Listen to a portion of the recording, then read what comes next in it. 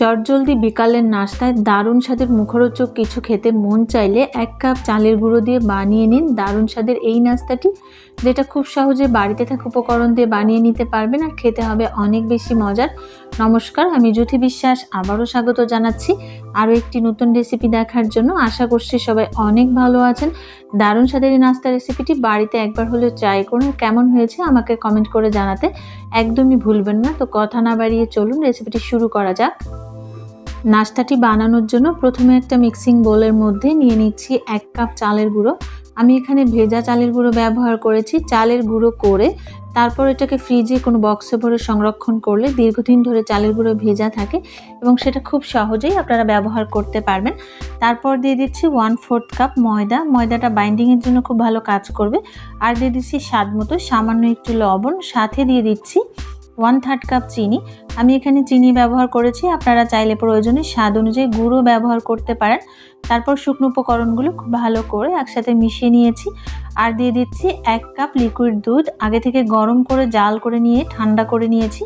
আর এই পর্যায়ে আমি লিকুইড দুধ দিয়ে দিচ্ছি 1 কাপ, অর্থাৎ 1 কাপ চালের গুঁড়ো দিয়েছি তার পরিমাণ অনুযায়ী এখানে 1 কাপ লিকুইড দুধ ব্যবহার করেছি। পরিমাণটা যে কোনো কাপ মেপে আপনারা এটা দিতে পারবেন, সেক্ষেত্রে সব কিছু একদম পারফেক্ট হবে। তারপর এটাকে খুব ভালো করে মিশিয়ে নিতে হবে, একটা ঘন ব্যাটার রেডি হয়ে যাবে।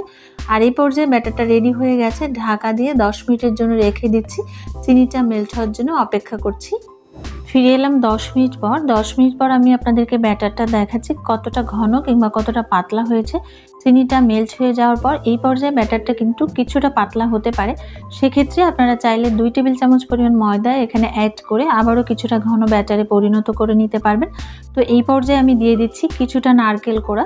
আর এই পর্যায়ে নারকেল কোড়া দিলে এটা খেতে অনেক বেশি ভালো লাগবে। আর তারপর খুব ভালো করে ব্যাটারের সাথে মিশিয়ে নিচ্ছি। নারকেল কোড়া মিশিয়ে নেওয়ার পর এখানে দিয়ে দিচ্ছি 1 চা চামচের চামচ পরিমাণ বেকিং পাউডার। বেকিং পাউডার দিলে নাস্তাটা অনেক বেশি ফুলবে, অনেক বেশি মুচমুচে হবে আর খেতেও ভালো লাগবে। তারপর 2 থেকে 3 মিনিট মতো খুব ভালো করে ব্যাটারটা মিশিয়ে নিতে হবে। আর এই পর্যায়ে এভাবে মেশাতে মেশাতে ব্যাটারটা একদম পারফেক্টভাবে রেডি হয়ে যাবে। আর ব্যাটারটা একদম রেডি হয়ে গেছে, আপনারা দেখে বুঝতেই পারছেন। এবারে নাস্তাটা বানিয়ে নিতে হবে। আর তার জন্য চুলায় একটা গর্তওয়ালা কড়াই বসিয়ে দিয়েছি। তবে আপনারা চাইলে যে কোনো ধরনের ফ্রাই প্যানে, ননস্টিকের ফ্রাই প্যানে কিংবা ননস্টিকের কড়াইও এটা বানিয়ে নিতে পারবেন। তো আমি যেহেতু একটা করে বানাবো তাই একটা গর্তওয়ালা কড়াই দিয়েছি। তারপর কিছুটা তেল দিয়ে তেলটা গরম হলে একটা মেজারমেন্ট কাপের একটা কাপ মেপে আমি এখানে 1 কাপ ব্যাটার দিয়ে দিয়েছি। তারপর এটাকে উপর থেকে তেলটা ছিটিয়ে দিয়ে আবারও উল্টে দিয়ে এটাকে ভেজে নিচ্ছি। এতে করে উপর নিচ উভয় পাশে খুব ভালোভাবে ভাজা হয়ে যাবে। আর চুলার আঁচটা মিডিয়াম টু লোয়ের মাঝামাঝি রাখতে হবে, এতে করে নাস্তাটা কিন্তু খুব সুন্দরভাবে ভাজা হবে। তবে আপনারা যদি ফ্রাই প্যানে কিংবা ননস্টিকের কড়াইয়ে এটা ভাজেন, সেক্ষেত্রে কম তেলে এবং একসাথে অনেকগুলো ভেজে নিতে পারবেন। তো এইভাবে আমি 2 থেকে 3 মিনিট সময় নিয়ে এটাকে উল্টে পাল্টে লাল করে ভেজে নিয়েছি।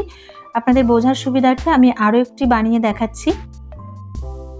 একই রকমভাবে চুলার আঁচটা প্রথমে লোতে রেখে 1 কাপ ব্যাটার দিয়ে তারপর এটাকে উপরে তেল ছিটিয়ে দিয়ে আবার উল্টে দিয়ে আবারও 1 মিনিট মতো অপেক্ষা করতে হবে। তারপর এটাকে উল্টে পাল্টে 2 থেকে 3 মিনিট সময় নিয়ে লাল করে ভেজে তুলে নিতে হবে। আর এই পদ্ধতিতে যদি এই নাস্তাগুলো বানানো যায় তাহলে কিন্তু ছোট থেকে বড় সবারই খুব বেশি পছন্দের হবে। তো একই রকমভাবে আমি সবগুলো ভেজে তুলে নিয়েছি। আর দেখে বুঝতেই পারছেন যে এটা কতটা লোভনীয় হয়েছে। আর এটা কিন্তু অনেক বেশি মুচমুচে আর খেতেও অনেক বেশি মজার। বিকালে চায়ের সাথে এই নাস্তাটি আপনার বাড়িতে একবার হলেও ট্রাই করে দেখতে পারেন, খেতে কিন্তু খুবই মজার হয়। রেসিপিটি ভালো লাগলে অবশ্যই একটা লাইক দিন আর সাবস্ক্রাইব করে পাশে থাকা বেল বাটনটি অন করুন, যাতে করে পরবর্তী ভিডিও নোটিফিকেশান আপনার কাছে পৌঁছে যায়। কারণ আপনাদের লাইক, কমেন্ট, শেয়ার, সাবস্ক্রাইব আমাকে অনেক বেশি আনন্দিত করে।